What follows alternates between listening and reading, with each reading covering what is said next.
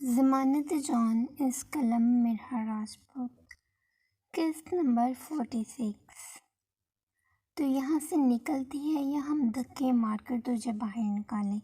यलदरम चिंगारे रेशम के हलक में कांटे चुभने लगे। तुमने बहुत गलत किया मेहताब, बहुत गलत। मैं तुम्हें सारी ज़िंदगी माफ़ नहीं करूँगी। मैंने तुम्हारे लिए क्या कुछ नहीं छोड़ा। नाच गाना मैंने सब छोड़ दिया सिर्फ तुम्हारे लिए, लेकिन तुमने मुझे ही छोड़ दिया। वो रोज पर पड़ी गला फाड़ फाड़ कर चीख रही थी, लेकिन किसी को उस पर तरस न आया। वो जालिमों की हवेली में आ गई थी। निकलना बहुत मुश्किल था। तुम तो कहते थे तुम मेरे लिए सारी दुनिया से लड़ सकते हो। तुमसे 2 लोगों से न लड़ा गया। मुझे तुमसे बुज़दिली की उम्मीद नहीं थी मेहताब। उसके लफ्ज़ों में इतना दर्द था कि अर्श भी कांप उठा, मगर सामने खड़े 2 शफ़ाफ़ चेहरे टस से मस ना हुए। ए लड़की, बकवास बंद कर। अपनी ये मोहब्बत का ड्रामा रचाना बंद कर। तुम जैसी औरतें मोहब्बत के लिए नहीं बनी बल्कि दिल लगी के लिए बनी हैं। और तुझे क्या लगा था ये लाल हवेली तुझे अपना नाम देगी? एक तो वाइफ को जिसका अपना कोई घर-बार नहीं, जो कोर्टों में फहाशाना हरकतें करती है, उसे एक शरीफ खानदान अपनाएगा।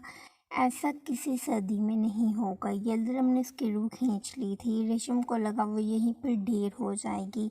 उसकी ज़ात बेमूल कर दी गई थी। उसे बीच रास्ते में लाकर छोड़ दिया गया था। मैं माफ़ नहीं करूँगी, मैं किसी को माफ़ नहीं करूँगी। तुम सब के सब ने मेरे साथ बुरा किया है, मैं याद रखूँगी। उसने उंगली उठाकर एक-एक को वार्न किया, मगर मुकाबिल ने उसकी धमकी हवा में उड़ा दी। और मेहताब चौधरी, तुम्हें मैं बर्बाद कर दूंगी। तुमने मेरा हाथ पकड़कर मुझे तन्हा छोड़ा। अरे मेरा ना सोचते, लेकिन हमारे बच्चे का क्या कसूर था? उसे क्यों तुमने बेसहारा छोड़ दिया? है तो तुम्हारा ही खून ना। उसके पेट में ठेस सी उठने लगी थी। उसे लगा अगर वो उठेगी तो गिर जाएगी। जिस समय जॉन ही कहाँ रही थी। ये गंदा खून हमारा नहीं हो सकता। हम इस गंदे खून को अपने इस गंदे खून को लेकर यहाँ से चली जाओ और मेहताब को दोष देना बंद कर। उसने जो सब किया हमारे कहने पर किया। वो मेरी बात नहीं टालता। यलदरम उसके करीब आए और उसे बालों से जकड़ लिया। ये रेशम कड़ा कर रहेगी। इतना जुल्म उसने आज से पहले कभी नहीं देखा था। वो एक तो वाइफ थी। क्या ये इतनी बड़ी गलती थी? अगर वो तवाइफ थी भी तो क्या ये उसका कसूर था? क्या उसने चाहा वो तवाइफ बने? आह छोड़ो मुझे बगैरत मर्द। अभी वो इतना बोल रही थी कि यलदरम ने एक जोरदार थप्पड़ उसके चेहरे पर झड़ दिया। रेशम दूर जा गिरी। उसके होंठ का किनारा फट गया। उसे दुनिया अपने इर्द गिर्द घूमती हुई महसूस हुई। आज तक उस पर किसी ने हाथ नहीं उठाया था। क्या कहा बगैरत? अब मैं तुझे बताता हूँ कि बगैरत मर्द कैसे होते हैं। उसने फर्श पर पड़ी रेशम के बेजान वजूद पर पूरी कुव्वत से टांग मारी कि उसकी होंठ सिसकियाँ पूरे हॉल में गूंजी। मेहताब बेख्तियार सिसकियों के दौरान होंठों से मेहताब का नाम अदा हुआ। उसने उस शख्स को दुनिया मान लिया था। वो उसके साथ ऐसा कैसे कर सकता था? प्लीज़ आ जाओ, मुझे इन दरिंदों से बचा लो। उसकी आंखें खून के आंसू रोने लगी थी। उसे अभी भी उम्मीद थी कि वो आएगा जो उसे बेरहम लोगों के दरमियान छोड़ गया था। उसके अल्फाज ही यलदरम के गुस्से को हवा देने लगे। दफ्तर में उसने लगातार लातों की बरसात उस पर कर दी। रेशम का वजूद निढाल हो गया। कमरे से झांकती नवाल ने अपने मुंह पर हाथ रख लिया। मैं तुम सबको देख लूँगी। अगर आज तुम्हारा वक्त है तो कल मेरा वक्त आएगा। अपनी एक एक अजियत का बदला लूँगी। मैं नहीं छोड़ूंगी। वो बिलबिला उठी थी। उसका रुख अब यलदरम की तरफ था। यलदरम ने एक जोरदार लात उसके पेट में मारी कि रेशम चीखों पुकार करती रह गई। बस कर दो यलदरम। इस औरत को हाथ लगाकर अपने हाथ मैले मत करो। उसे इसकी औकात मालूम हो चुकी है। इस कचरे के ढेर को हवेली से बाहर निकाल फेंको। आगा की बारी आवाज सतून हिला देने वाली थी। रेशम के जिस्म पर लर्जा तारी हो गया। यक बैग आगा उसकी तरफ बढ़े और उसे बालों से पकड़कर अपने सामने खड़ा किया। वो हनीफ सदा हो गई। आगा ने हकारत तमीज़ निगाह उस पर डाली और उसे अपने पीछे घसीटते चले गए। रेशम में हिम्मत नहीं थी कि वो उन्हें रोकते। उसका रवा रवा कांप रहा था। मेहताब और यलदरम दोनों ने उसके साथ बहुत बुरा किया था। अब आगा साईं उन्होंने तो उसे बरसती बारिश में फेंक दिया। सर्दी इतनी थी कि कुल्फी जम जाती। रेशम का वजूद ठंडा पड़ने लगा। आगा ने वो लंबा गेट बंद कर दिया। वो ज़मीन पर गिरी खुद को कोसती रही। दिल चाहे यहीं मर जाए, मगर मौत चाहने से थोड़ी ना आती थी। बरसती बारिश ने उसे भिगा दिया। उसने उठकर जाने की कोशिश की, मगर उसके वजूद ने उसे इजाज़त ही ना दी। वो वहीं ढेर हो गई। बस ज़ुबान पर एक ही जुमला था, तुमने मेरे साथ अच्छा नहीं किया, मैं तुम्हें कभी माफ़ नहीं करूँगी। वो अपने बर्तन उठाए किचन में आया तो जाना उसकी मौजूदगी को महसूस करती फ़ौरन माजी के पन्नों से निकली। आंखें नम सी थीं जो ज़रियम की निगाहों से मुखफी ना रह सकी। तुम रो रही हो? ज़रियम को हैरत का झटका लगा। उसने जाना को इतना अफसरदा कभी नहीं देखा था। नहीं तो वो बस आंखें दर्द कर रही थीं। झूठ का सहारा लिया गया। दफ्तर ने ज़रियम उसकी तरफ बढ़ा और उसे बाजू से थामे उसका रुख अपनी तरफ किया। उसकी आंखों के किनारे भीगे हुए थे। जाना ने फ़ौरन अपने आंसू पीने की कोशिश की, मगर ये इतना आसान नहीं था। अगर कोई बात है तो तुम मुझे बता सकती हो। वो चेहरा झुका गई थी कि ज़रियम ने उसकी थोड़ी पकड़े चेहरा ऊपर किया। ज़रियम की निगाहें उसकी निगाहों से टकराई। ज़रियम को एक पल दुनिया रुकती हुई महसूस हुई। जान अपना बाजू छुड़वाते वहाँ से जाने लगी कि ज़रियम ने उसकी पीठ पर हाथ रखते उसे अपने कंधे के साथ लगाया। जाना का दिल जहाँ बलक बलक कर रोए, लेकिन वो इतनी कमज़ोर नहीं थी। खुद को अजियत मत दो जाना। आंसू को हल्का फंदा नहीं बनाते, बहने देते हैं। ज़रियम को कैसे पता चला कि वो अपने आंसू पी रही है? शायद वो उसकी नेचर से वाकिफ़ हो गया था। वो जान चुका था कि वो ज़रियम के सामने कभी नहीं रोएगी, लेकिन बहुत रोकने के बावजूद भी जाना के दो आंसू बहे और टपक कर ज़रियम की शर्ट में जज़ब हो गए। वो उसके बाल से हिला रहा था। उसे नहीं पता था कि वो क्यों दुखी है, और अगर वो पूछ भी लेता तो जाना उसे किसी सूरत ना बताती, इसलिए खामोश रहा। सिर्फ कुछ सेकंड जाना उसके आसार में रही, फिर जैसे ही वो संभली उसी रफ्तार से दूर हटी। जाना, उसने बगैर ज़रियम को देखे अपना रुख स्लेब की तरफ किया तो ज़रियम उसे मुखातिब किए बिना ना रह सका। ज़रियम, कुछ मत पूछना, मैं कुछ नहीं बताऊंगी। उसने रेक से 2 कप से उठाए तनबिया किया। ज़रियम अपना सर झटक कर मुस्कुरा दिया। वो जानता था यही जवाब आएगा। कॉफ़ी कब मिलेगी? क्या ये भी नहीं बताओगे? वो उदास थे। ज़रियम मज़ीद नहीं करना चाहता था जब ये बात का रुख बदला।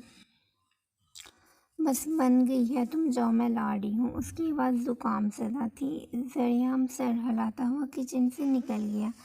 जाना ने गहरे गहरे सांस लिए। दूध गर्म ही था। उसने मग में डाला और कॉफ़ी क्रीम मिक्स कर दी। फिर 2 ही मिनट बाद वो ट्रे में कप रखे किचन से बाहर निकली। ज़रियम की निगाहें उसी की मुंतज़िर थी। वो बेचैन नज़र आ रहा था। जाना एक पहेली की तरह थी जिसे उसने हर हाल में हल करना था।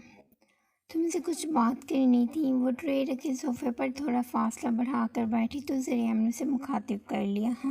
करो। वो फॉर्मल लहजे में बोली। ज़रियम ने कॉफ़ी का कप उठाए उसे देखा, जिसके चेहरे पर पहले वाला नखरा आ गया था। मेरा एक दोस्त है सियाम, कल सुबह उसने हमें नाश्ते पर इनवाइट किया है, तुम चलोगी? ज़रियम ने भापे उड़ाता कप अपने लबों से लगा लिया। जाना एक पल सोच में डूबी। जाने में क्या खर्च था?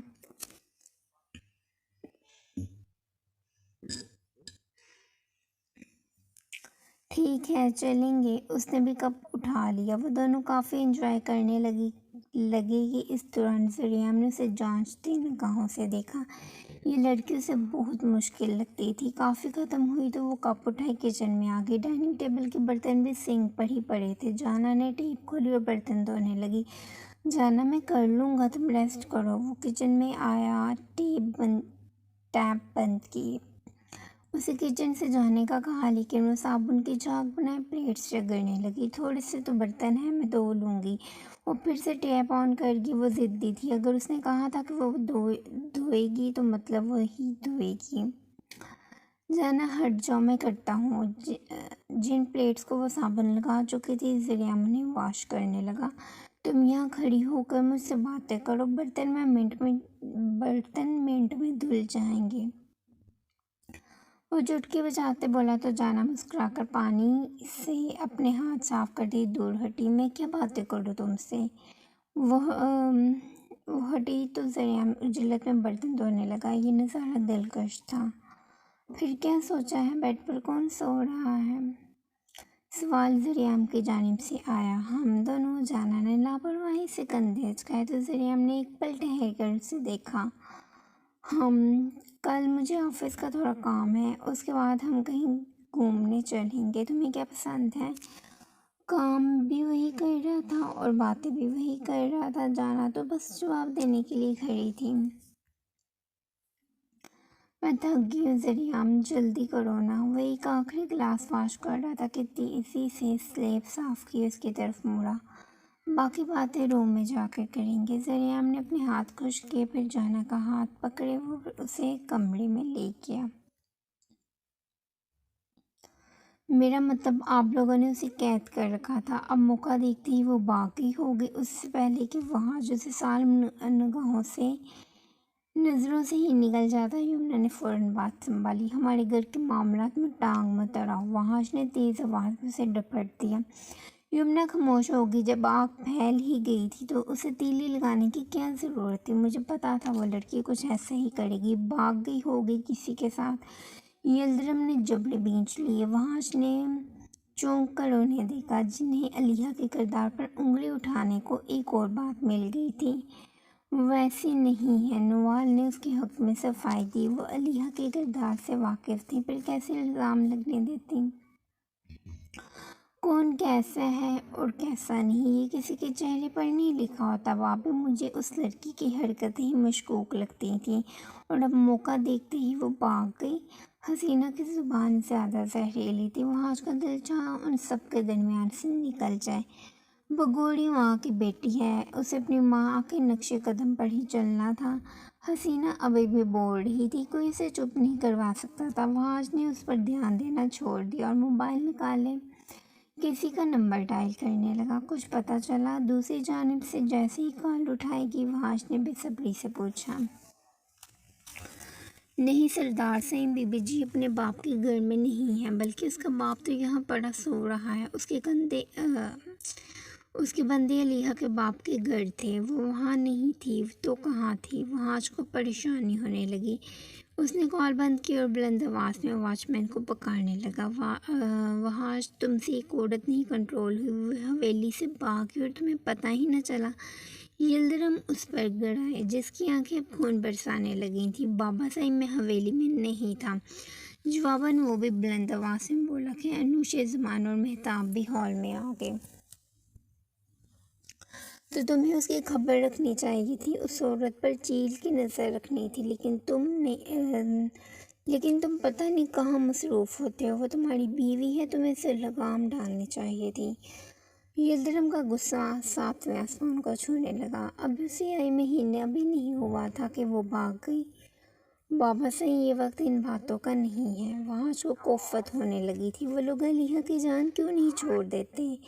ये वॉचमैन कहाँ मर गया? वो चीखा। उसका गुस्सा वॉचमैन पर उतरने वाला था। दफ्तर में वो बाहर निकला, लेकिन वॉचमैन तो वहाँ था ही नहीं। वहाश ने इर्द गिर्द का जायज़ा लिया। वहाँ इस वक्त कोई नहीं था। वो यहाँ वहाँ देखता हुआ नेक्सी की तरफ बढ़ने लगा, लेकिन वहीं पर उसे एक मुलाज़िमा मिल गई। यहाँ आओ। वहाश ने उसे मुखातिब किया तो वो निगाहें झुकाए उसके सामने जा खड़ी हुई।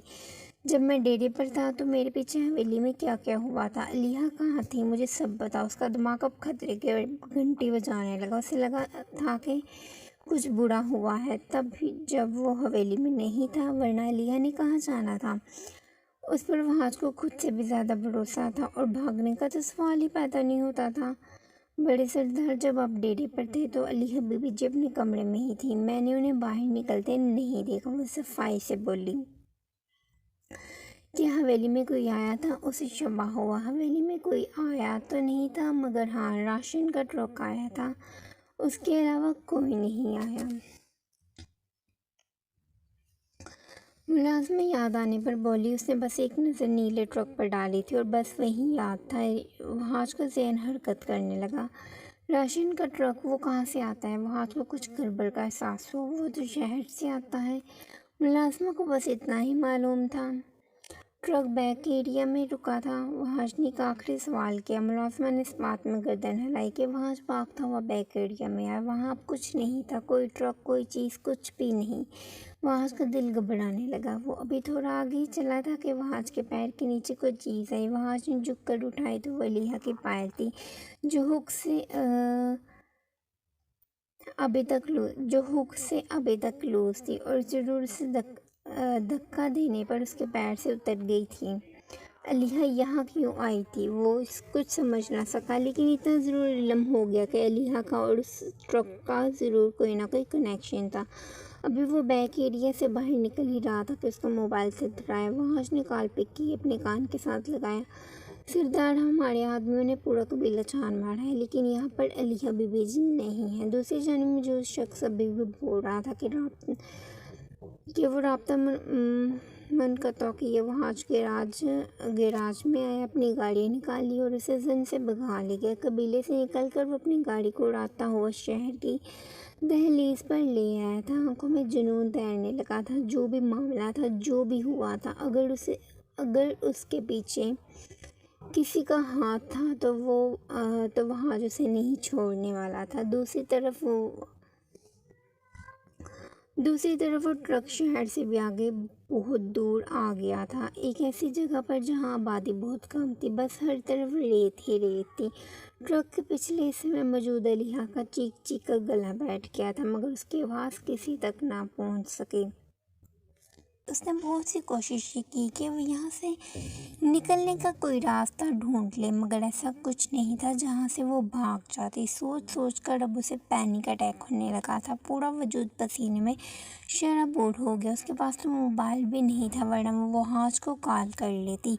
रह रहकर सिर्फ एक ही सोच सताए जा रही थी कि वहाज उसे ढूंढ भी पाएगा या नहीं। कहीं ये लोग उसे मारने वाले तो नहीं थे। उसे मरना नहीं था, उसे मौत से खौफ आता था। उसे भी जीना था, बहुत ज़्यादा जीना था। फिर उसने महसूस किया कि ट्रक एक जगह रुक गया था। अलिया ने मनसूबा बनाया कि अगर कोई ट्रक का बैक डोर खोलने आएगा तो वो उस पर हमला कर देगी। क्या उसे इतनी मोहलत मिलनी थी? क्या होना था और क्या नहीं, ये तो कोई नहीं जानता था। पता नहीं कैसा ट्रक था। ना बाहर से किसी की आवाज़ अंदर आ रही थी, ना अंदर से किसी की बाहर जा रही थी।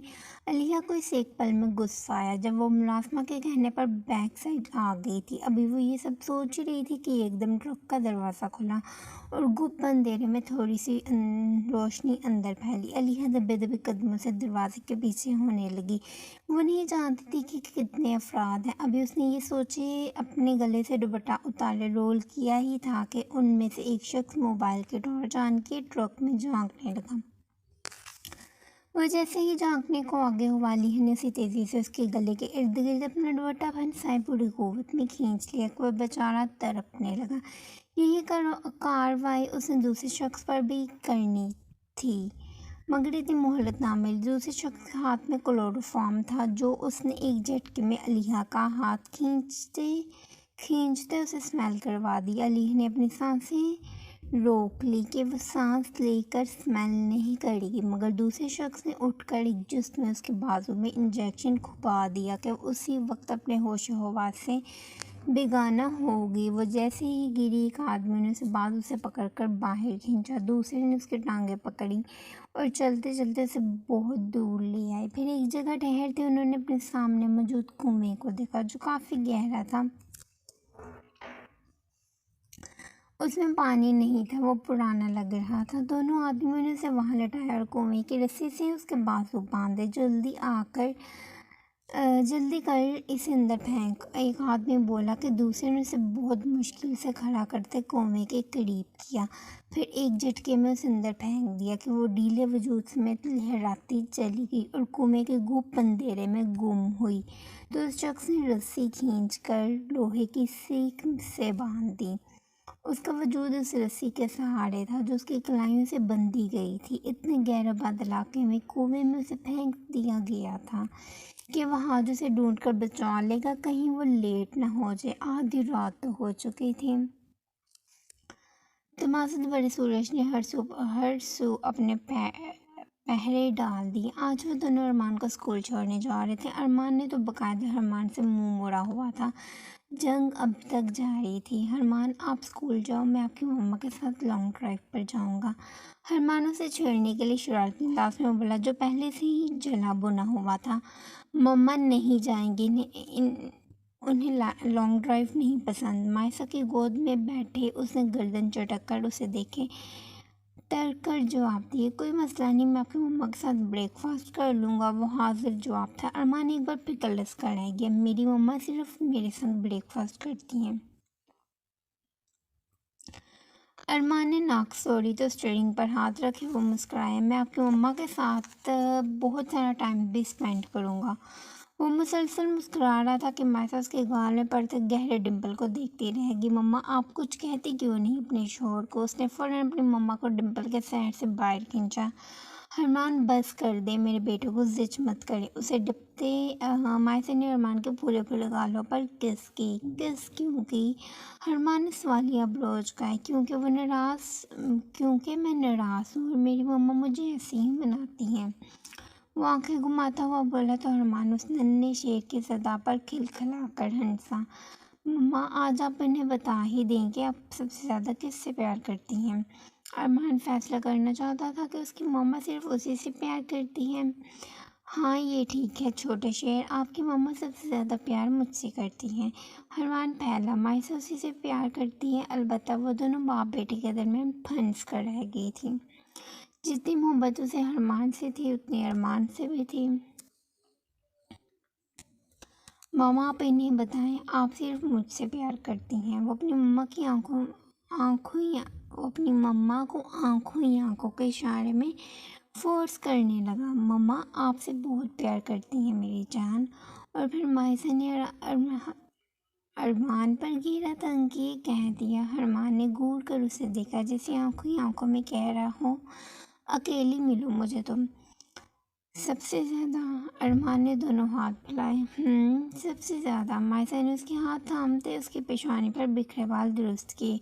बाबा से भी ज़्यादा? ये खास तौर पर अरमान को जलाने के लिए पूछा गया था। बाबा को अलग लाइन में रहने दो, मैं अपने बेटे से सबसे ज़्यादा प्यार करती हूँ। लो, बातों बातों में अरमान का स्कूल भी आ गया। अरमान ने उसके स्कूल के सामने गाड़ी रोकी तो मायसा ने डोर अनलॉक करते पहले अरमान को उतारा, फिर खुद उतरी, उसे बैग पहनाया। अरमान ने गाड़ी से निकलकर उसकी तरफ आते उसके बाल सहलाए, फिर थोड़ा लाट पैर करने के बाद वो स्कूल के अंदर जा चुका था।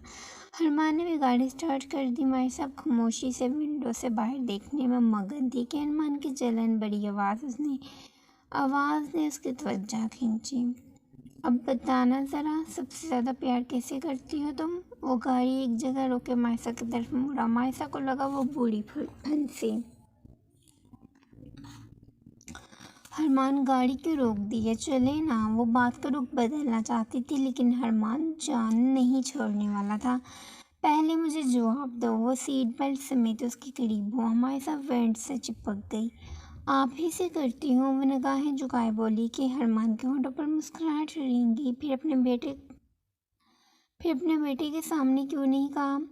उसने इससे पहले कि मायसा कोई जवाब देती, अरमान का डैशबोर्ड पर पड़ा मोबाइल रिंग हुआ। अरमान ने मोबाइल उठाया तो स्क्रीन पर यमुना कॉलिंग लिखा आ रहा था। ये आपको क्यों कॉल करती है? मायसा को खासा जलन हुई। काम के सिलसिले में करती है। अभी वो कॉल उठाने ही लगा था कि मायसा ने उसके हाथ से मोबाइल खींचते कॉल काट दी। आप मेरे साथ बिजी हैं, ये काम की बातें बाद में करिएगा। वह लफ्ज़ों में ज़ोर देती हुई बोली। अलबत्ता उसकी नाक फूल रही थी और चेहरा सुर्ख हो गया। तुम्हें गुस्सा आ रहा है?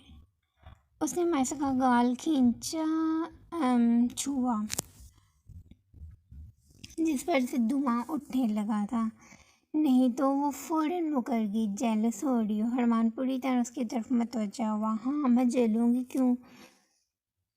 हाँ मैं जलूँगी जब कोई जानबूझकर मेरे शौहर के करीब आएगा। उसने हार मान ली। अगर वो जल रही थी तो हरमान को पता होना चाहिए कि वो क्यों जल रही है, ताकि वो मायसा के सामने ख़ास तौर पर यमुना की काल तो ना उठाए। आपको पता नहीं है वो कितनी शातिर लड़की है। वो काम के बहाने आपके करीब आना चाहती है। मायसा ने उसके इल्म में इजाफा किया। हरमान को हंसी आई, मगर वो जब्त कर गया। मायसा वो सिर्फ मेरी दोस्त हैं। हरमान उसकी गलतफहमी दूर करना चाहता था। ये तो आप कहते हैं ना कि अब वो आपको अपना दोस्त मानती है। नहीं ना, मुझे पता है उसके दिमाग में क्या खनास पड़ा हुआ है। आप बस उससे दूर रहें। अगर मैंने उसे आपके आसपास भी देखा ना तो उसे बालों से पकड़कर कमरे से निकाल दूंगी। और वो इस वक्त खतरनाक मालूम हो रही थी। हरमान को भी यकीन न आया कि ये मायसा है। बाकी बहुत सी ऐसी बातें हैं जो आपको प्रूफ के साथ दिखाऊंगी, लेकिन अब वो मुझे आपके कमरे में ना नजर आए, वरना मैं उसे छोड़ूंगी नहीं। मायसा ने दांत के चचाए जैसे दांतों तले यमुना को ही कुचल रही हो। अच्छा बस मेरी शेरनी। हरमान ने दोनों हाथों से उसका चेहरा थामा और आसपास की हर चीज़ फरामोश के छोटी सी शरारत कर दी, जिस पर मायसा का चेहरा अब शर्म से सुर्ख टमाटर होने लगा।